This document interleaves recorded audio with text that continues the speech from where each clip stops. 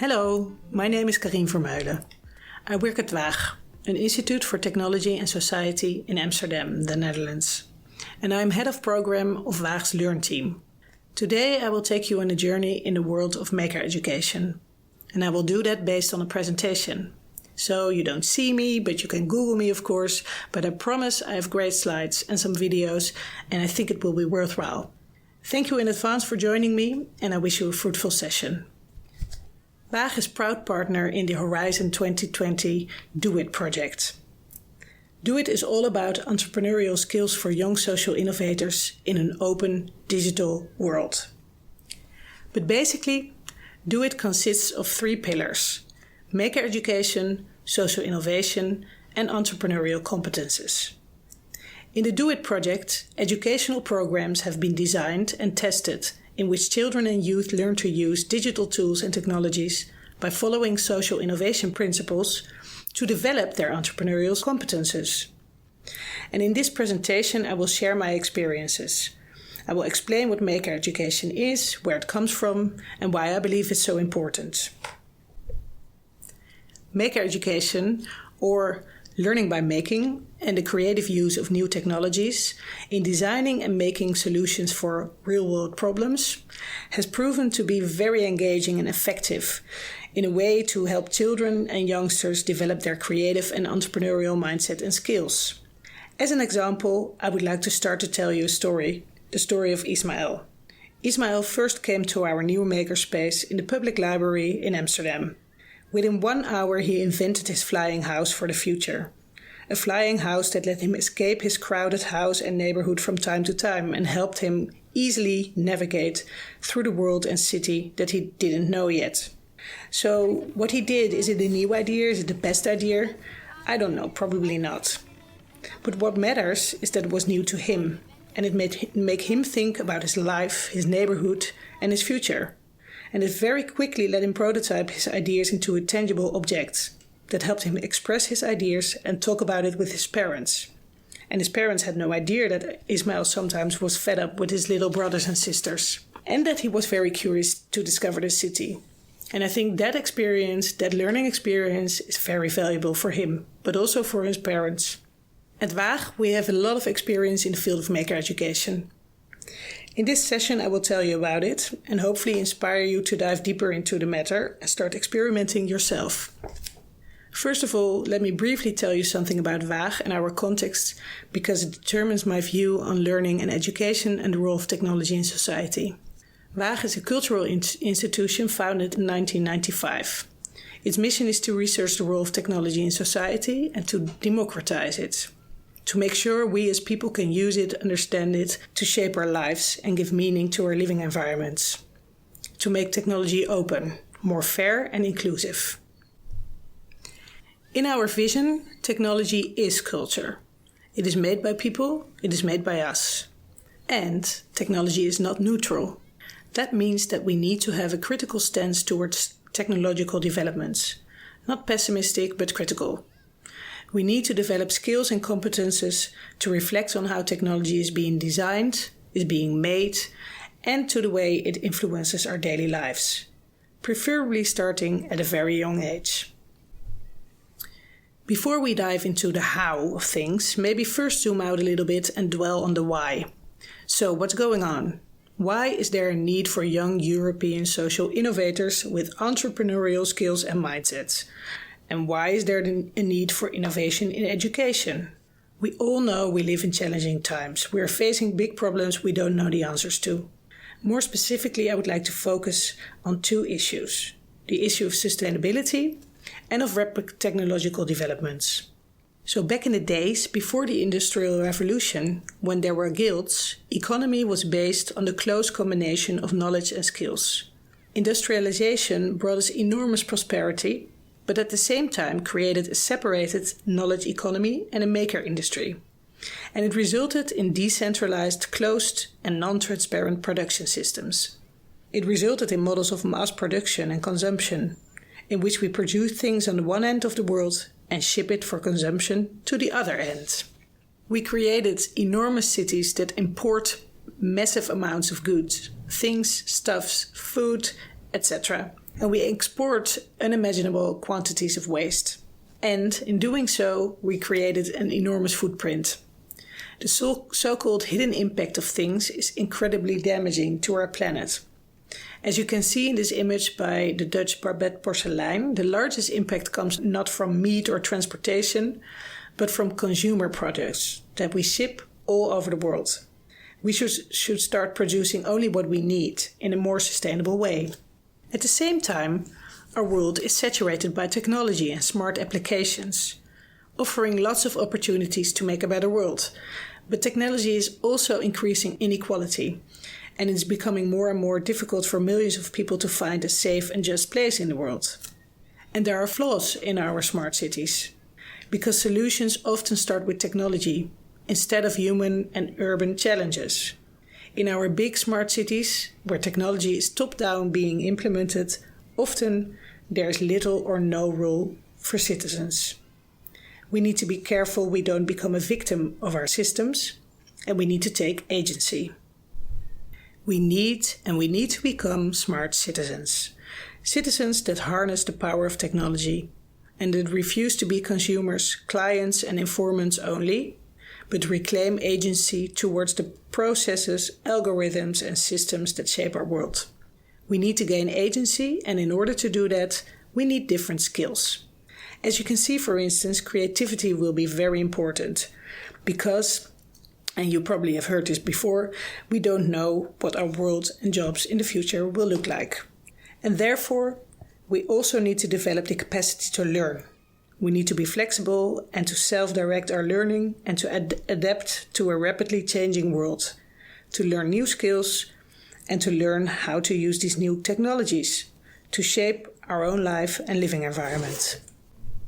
And yet, often we as adults, especially in education, pretend to know it all, but in fact, we really don't. We should engage children on an early age in the challenges of our times and take them and their ideas seriously. It's an old quote by Sir Cam Robinson, but sadly, often still true. So there's an urgent need to change and to innovate education. He says we don't grow into creativity, we grow out of it, or rather, we get educated out of it. Fortunately, there's a lot of opportunities to do better. And in my opinion, the Maker Movement offers an interesting and promising approach. At Waag, for over 10 years, we host a Fab Lab. For those of you who don't know, a Fab Lab is a physical space with machines that allow personal digital fabrication. It's a concept by Neil Gershenfield of the MIT, and the idea is to have a new makerspace with accessible and relatively low-cost technology in which you can make almost anything. Fab Labs are not only creative physical and technical places, they are connected worldwide. Everything that is being made in a Fab Lab is being documented and shared online, and therefore together they also form a sort of a knowledge network. All these modern open technologies enable us to combine knowledge, creative skills, passion and purpose again. And there's an opportunity to connect knowledge economy and maker industry, and even to take it a step further, communities that are both producers and end users. In doing so, potentially, we would not be transporting things or goods around the world, but data, and we would reduce our footprint.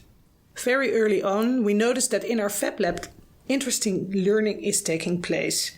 Learning that is intrinsically motivated, interdisciplinary, intergenerational, and often project or practice-based. These are interesting principles to apply to education. And since then, we have been hosting a lot of educational programs in our Fab Lab, from Fab Academy to Fab School, workshops for children. Maker education builds upon the principles of the Maker Movement, and it brings together creativity and technology.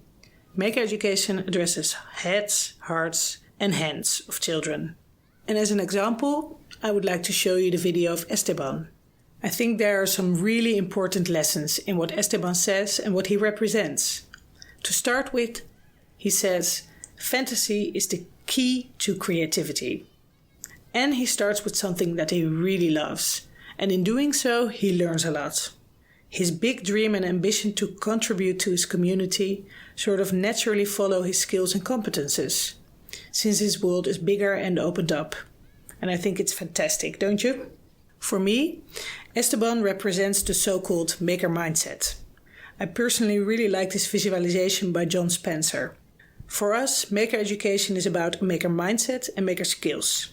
It is not so much aimed at mastering machines or new technologies, but more about the realization that all these technologies are tools for you to use, to tinker and play around with, to realize your ideas into tangible objects, and to solve problems, and most of all, to express your creativity. So, why is learning by making so important? There are actually many reasons. Important to a greater or lesser extent. I will go to them quite quickly here. First of all, it's natural. People want to make things, to solve problems, and to change their environment. And research shows that if you make something yourself, you tend to be more proud of it. And you tend to take better care of it. It's called the IKEA effect, and it's scientifically proven. But making also helps children understand the world. Children attending our programs start explaining their parents how things are being made. It makes us question and understand things. Making also helps you to add something to your environment, to understand that everything around you, or almost everything, has been made, and that there are decisions and design choices behind it, and that you can make something and contribute to the world yourself as well. And I think that's very powerful and empowering. And of course, you can learn a lot from it. A lot of new things and new skills. For instance, technical skills, social skills, and creative skills. In DOIT, we apply maker education with a focus on developing entrepreneurial competences. This is a sort of container concept, so based on the EU Entrecomp model, we determined and specified the different competences that we found most useful and suitable for the context of the project. And these are, amongst others, creativity, self-efficacy, teamwork, motivation and perseverance. There's a FabLearn fellow, Erin Riley, and she made a great list of things that children can learn by digital fabrication, based on her own experiences as a teacher. The publication, Meaningful Making, is a great resource. Check it out. So you may ask, what's new? We have a very rich history of making in education. And yes, that is true. Maker education stands on the shoulders of giants and builds upon learning philosophies of for instance, John Dewey and Seymour Papert. And it has a strong grounding in constructionism. Constructionism stated that learning cannot be delivered to the learner, but it occurs when a new experience makes connections to existing knowledge. And the best way to make that happen is to construct shareable things outside of your head. So, what is new then?